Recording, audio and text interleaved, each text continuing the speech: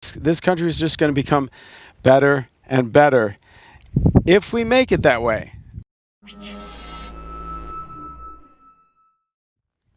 I also want to talk about 911 for a moment. 911 is very, very important. There have been...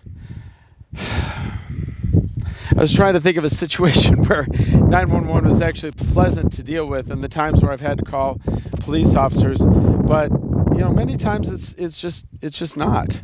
There's conflict. There's not a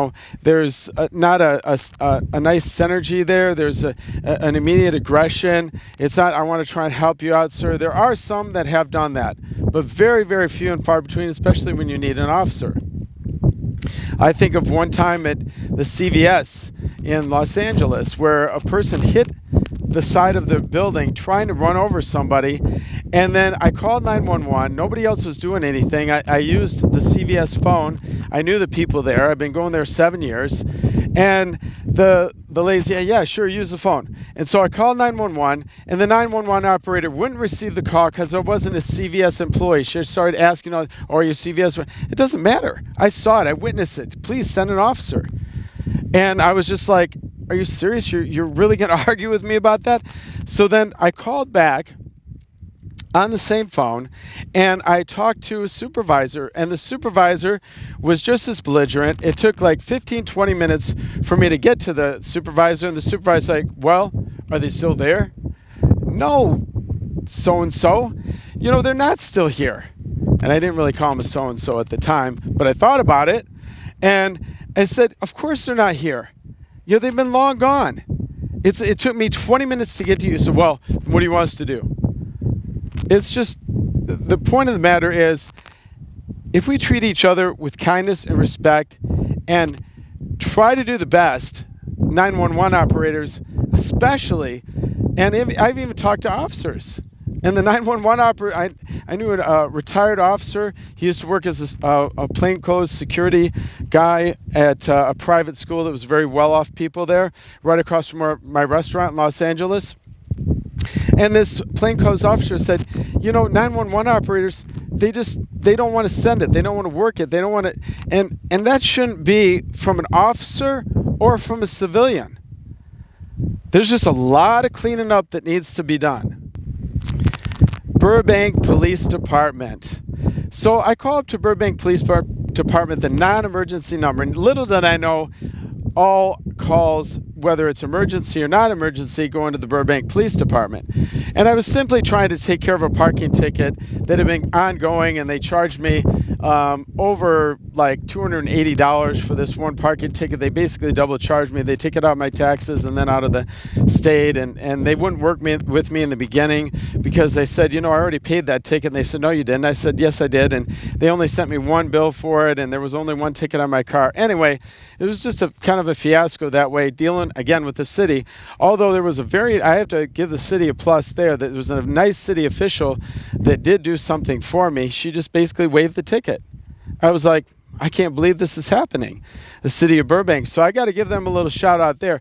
But the 911 operator was absolutely rude and unkind, trying to get me, and I was trying to get through the maze on the phone. That's why I called the non-emergency number. I didn't know where else to call to get that located. All I'm trying to say is, if cities and police want respect, it's got to start with you guys. You got to give us. You're the ones. We pay your taxes. We want to give you 5 stars on a Google rating or a Yelp rating or something like that, but you don't even have a rating. So how are we supposed to do that? I mean, it's crazy that you can get by with all these little things, plus all these other things that happen on the street, and nobody says anything. That's why we need the police. We desperately need the police, but we need good officers that care about the people and about this country and about really having a passion for it, not just double tapping on your retirement, which a lot of police officers do. They leave one location, retire from that, then they have a double retirement, which that should be illegal. The U.S. military can't do that. You shouldn't be able to do that. But we're going to get into that later, but that's just a little plus as to what's coming. Okay, my friend, is a officer, and he takes care of private security. And actually, he's now retired, but takes care of private security for high net worth individuals. And one thing that he said when he got out of that whole profession, and we were chit-chatting on the sidewalk there, is he said that many times when you call 911, they aren't responsive. And I got to tell you, that's a lot of things. This segment's about 911. I think sometimes maybe the problem is a little bit more with 911 than it is with the police officers, especially with citizens calling in or people calling in and getting response time from officers, or even having an officer show up. Well, it doesn't really matter if it's a burglary and the thing's already gone. The officer should show up as a civic duty to take down the information, reassure the citizen that, hey, we're backing you up, we're watching out for this situation. Not showing up, which happens many times in major cities. I'm in Los Angeles. Happens a lot of time here where people they never showed up, spend 2-3 hours, even if it's a store person, they get somebody and they were shoplifting, and they just kind of take their sweet time to get there. And I understand there's other things that need to be done, but that shouldn't be the complaint. There should be something, again, that bridge that I talked about before, a bridge to the citizen to reassure them that, yes, your tax dollars are hard at work. We are hard at work for you, and we want to serve and protect. And that should be what always comes through. So the other day I had a perfect illustration. A lot of times I unpack. It's midnight, and I unpack my backpack, and I just set it on the sidewalk. I'm there covering up my car, and just sprinklers come on, and then they leave all the water spots and everything, so I just cover up my car. And then all of a sudden I look around, and there's this girl, and she's already picked up this bag and walked around. I didn't even see her, and she didn't see me. I said, hey, what are you doing? I said, put that bag down. That's my bag. And then she walked off, and there was this neighbor coming up behind me, and then she finally dropped the bag, and then I recovered the bag. But then I called into the police, because what they were doing is they were going through as a mob. She kind of looked Antifa-ish, Antifa-ish, like a little, street person that's, that they kind of are a little bit of scavenger type people sometimes, the way they come across, Antifa, to me anyway.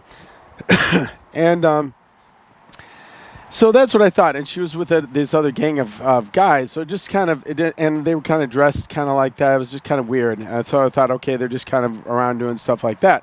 So I called in the police department. I said, hey, to 911, I said, you need to send to police, and here's the description of the girl. They're checking doors. They're, doing this. What I mean by checking doors is they check the door handles. If the car is open, then they just simply open up your car and then take whatever they want. And it's called, checking doors. And so I called the police, let them know that, and that they had picked up my backpack. And she says, I said, are you going to send the police? And she says, well, we're really busy. And I said, you know what? You give the same excuses all the time. I said, whatever, I don't care. And so then I kind of hung up the phone with her. And then I saw the girl had changed. She was at the gas station across the street. My neighbor was there.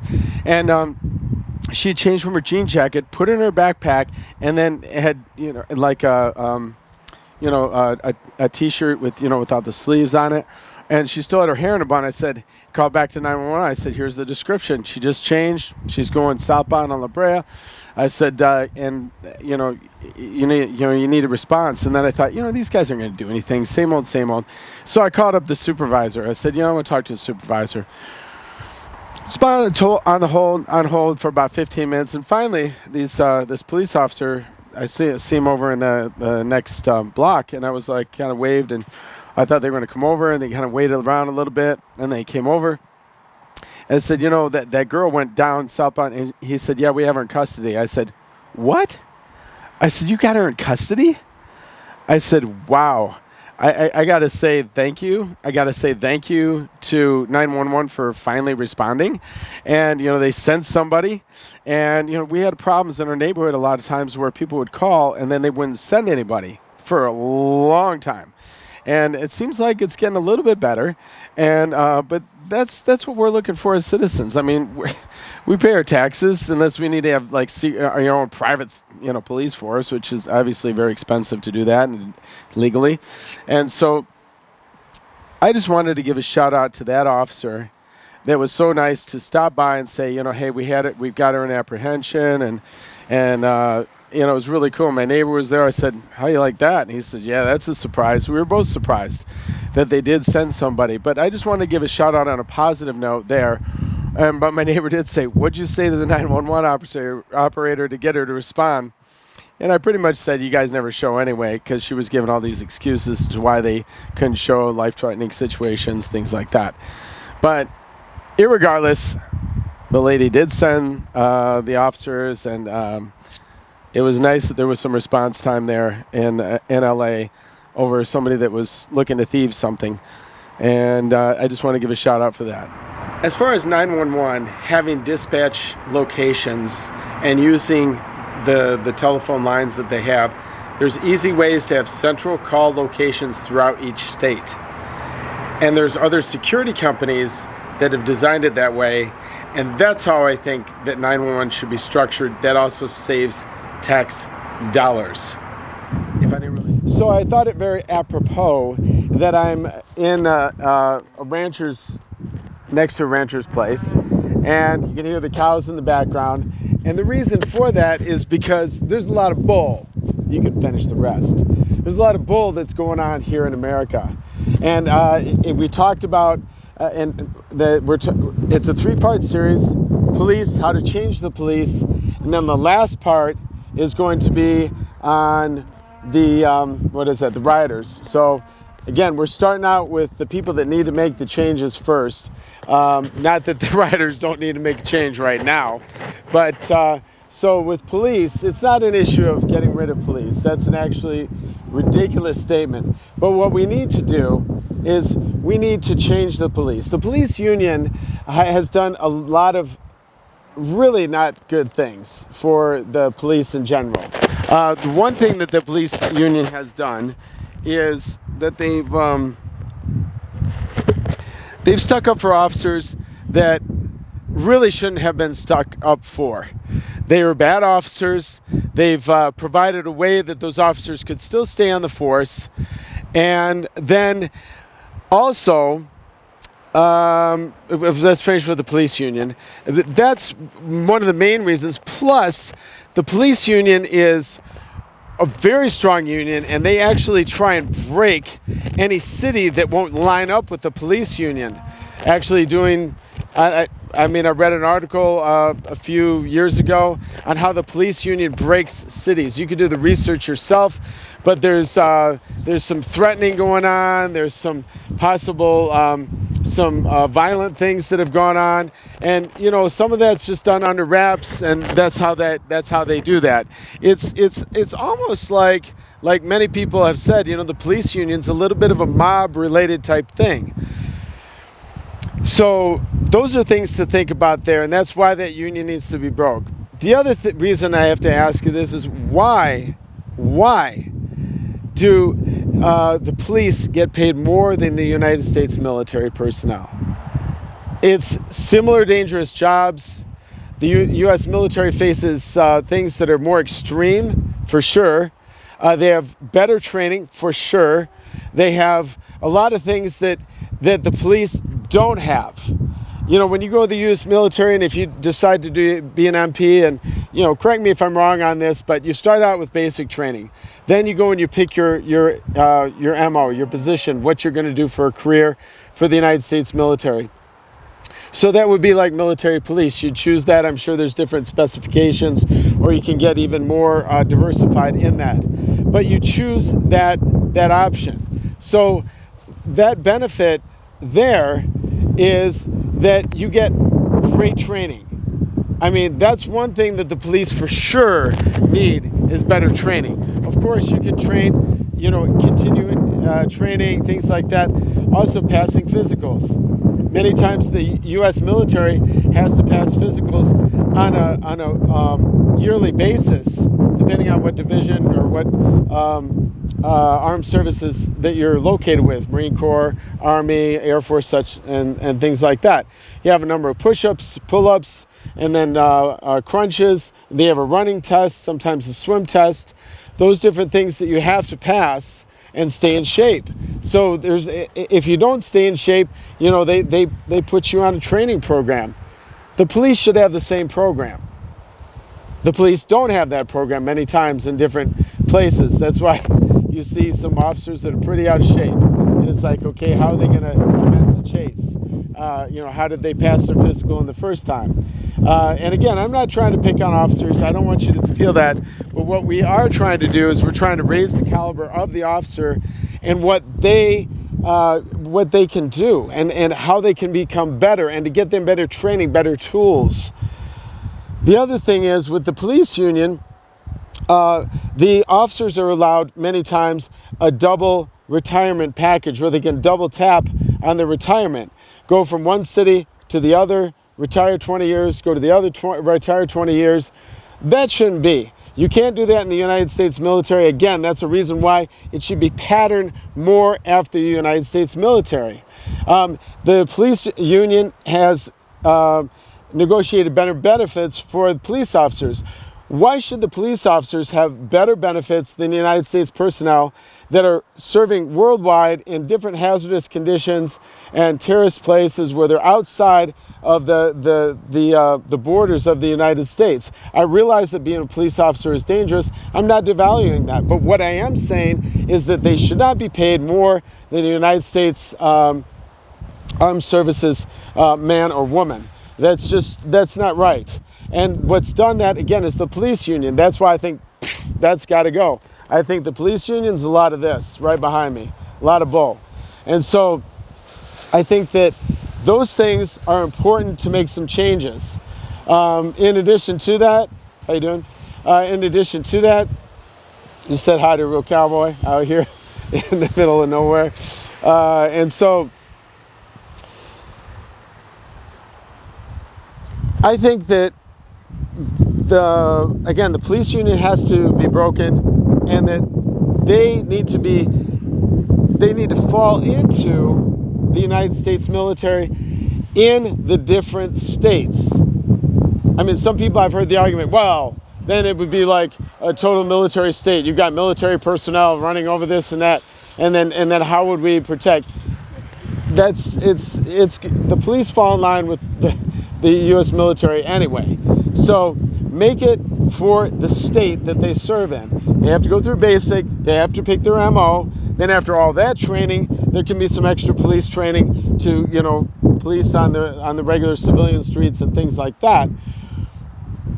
But that would be the best way to do that. That way you're in the California Guard, you're in the Mississippi Guard, you're in the Minnesota Guard, you're in the Alaska Guard, Maine Guard, Pennsylvania Guard, you get it, and so on. So if they're called up, they have a double calling.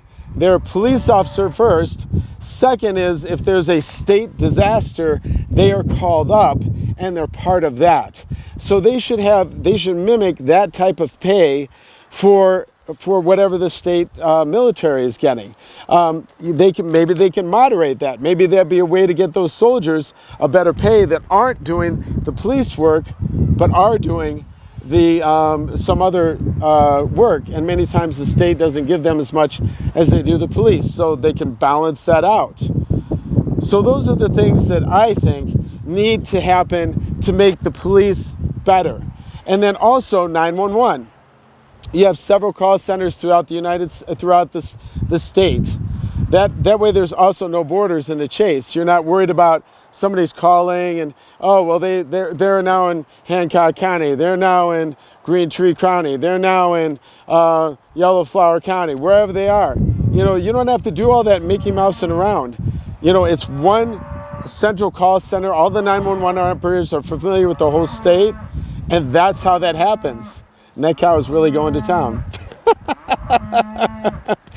So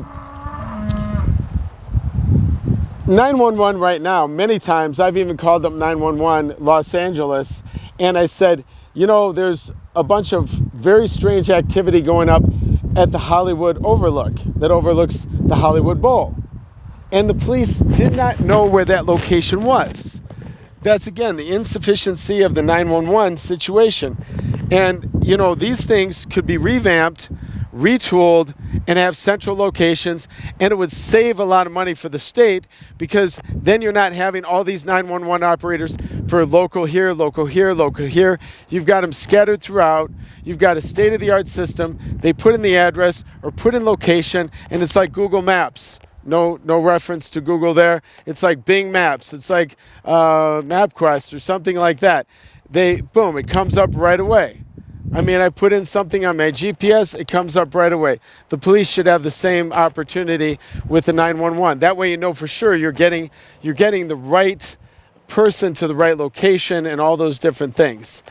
So these are some things that I think would really revamp the state. Plus, the poor people in the bad locations aren't getting police protection. Police many times have been quoted in different magazines, news articles, TVs. The police don't even go to that place because it's so bad. So that's not right. So there's people there that need protection. Maybe they haven't paid their taxes. Maybe they're on welfare. It doesn't matter. If we're on for everybody's rights, everybody should have the same protection in America. Internally, externally. The Armed Services provides the same protection externally for us. Yes? Yes. Your taxes, you get the same protection worldwide. That's what your taxes go for. You should have the same protection internally from that police department. Whether you're calling from East LA, whether you're calling from downtown Detroit, whether you're calling from a bad place in New York, whether you're calling from south side of Chicago, whether you're calling from wherever you're calling from. You should have protection. And that's a great way to do it. Plus, officers are less corrupt because if they're in the armed services, they can't take bribes, they can't take tips, they can't do things politically. There's a lot of different rules that the armed services have that police have been able to have in the civilian world that the armed services would not. And I'm talking about the state armed services. Again, I'm not talking about making this, Russia, where it's military and all that stuff. I'm talking about separate state militias and the state guard. And they're a division of that, period. That's it. They don't fight overseas. They fight right here. That's it. So that's what I think would change the police. And I think that would be great for the police. I know it's going to take some legwork. I know it's going to take some, oh my God, it's change, it's this, it's that. But you know what? It's about time. It's about time that somebody made some changes, and somebody made some changes for the betterment of America. And not having a police force, that's ridiculous. Having a police force is important, but it's got to be an honorable police force. One that takes care, and that there's checks and balances, and that the union doesn't, take care of bad cops and argue for more benefits, and then they get more than the U.S. military, to summarize all of that. And with that, be safe out there, be respectful to the police that we have right now. Next is going to be the rioters. And I'm not in favor of that at all, but I can't wait to tell you about it, what I think. See you next time. God bless. God bless.